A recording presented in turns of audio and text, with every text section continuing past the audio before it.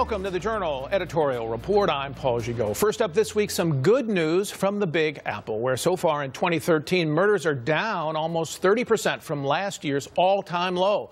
And the city has seen its fewest shootings in 2 decades. Despite this progress, the New York City Police Department has come under fire for its stop, question, and frisk policy, which opponents say is tantamount to racial profiling. Last month, the City Council passed 2 bills that could restrain the controversial program, a move my guest this week says will be a setback for the city. New York Police Commissioner Ray Kelly is here. Thank you for being here. Morning, Paul. Good to be with you. So tell us how stop, question, and frisk works in practice and why you do it. It is a practice that is integral to policing throughout America and indeed throughout the world. Police officers are authorized by statute and also validated by a Supreme Court decision, Terry versus Ohio in 1968. They are authorized to stop and question someone who they reasonably believe has committed, is committing, or is about to commit a crime. It is fundamental to policing that officers are given the right to inquire as to what's going on. Now, people sort of lump together stop, question, and frisk. In New York City, less than half the stops result in a frisk.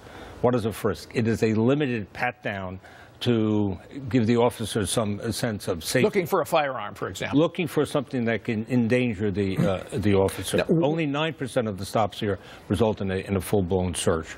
Now, what about those people who say I think the figure is 52 or 53% of the stops are actually of African Americans, and so this is tantamount to racial profiling. How do you respond? Certainly something that we've been concerned about. In 2006, we had asked the RAND Corporation to come in and take a look at this issue. They said that the most meaningful indicator of whether or not racial profiling is taking place would be the description of victims of violent crime. They said that census data makes no sense because then half the people you stop would be women.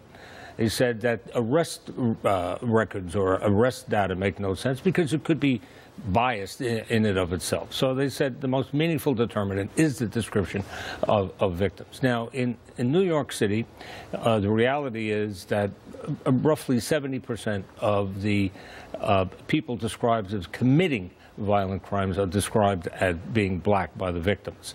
And as far as the stops are concerned, we stop about 53% of our stops are African American.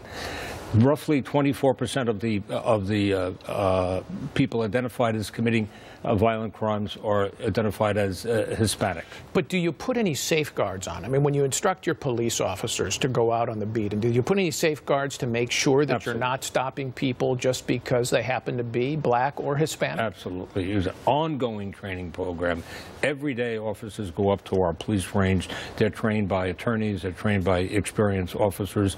They're given a test in the police academy before they leave. They have to get 100 on the test. Do you dismiss people who show a record of bias?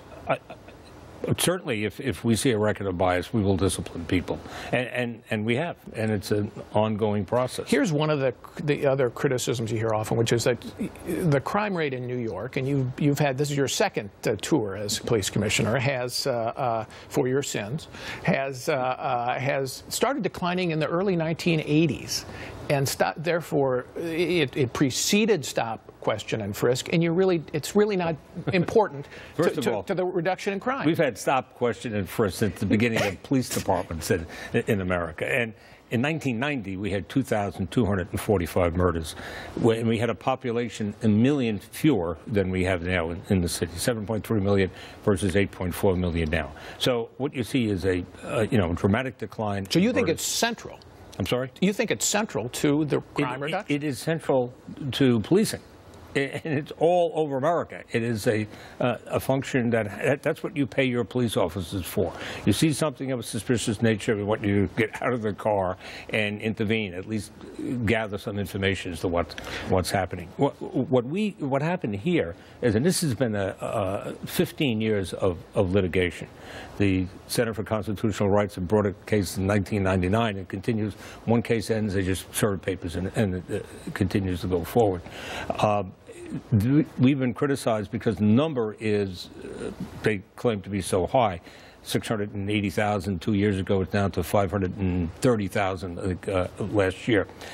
And that seemed to be a very high number, but it really amounts to less than one stop a week per patrol officer. We have 23 million citizen contacts a year between the police and citizens of the city. Everything's bigger here. 20 years now. You had first Rudy Giuliani for 8 years, then Mike Bloomberg for 12. Now you're going to probably get a new mayor next year. All of the Democratic candidates are in one way or another criticizing Stop, Question, and Frisk and what you do.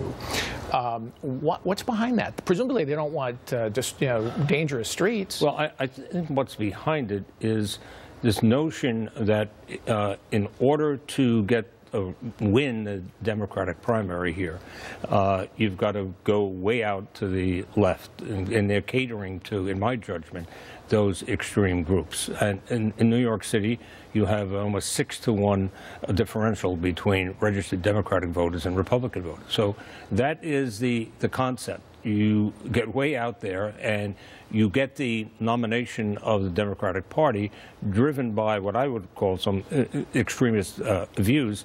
And then, of course, because the overwhelming majority of Democratic voters here, that you'll win the election. All right. Do you want to be Secretary of Homeland Security? You've been mentioned. Well, I'd just say it's very flattering on the part of the president. He made some very positive comments. I appreciate it, but I'm not going to comment on it.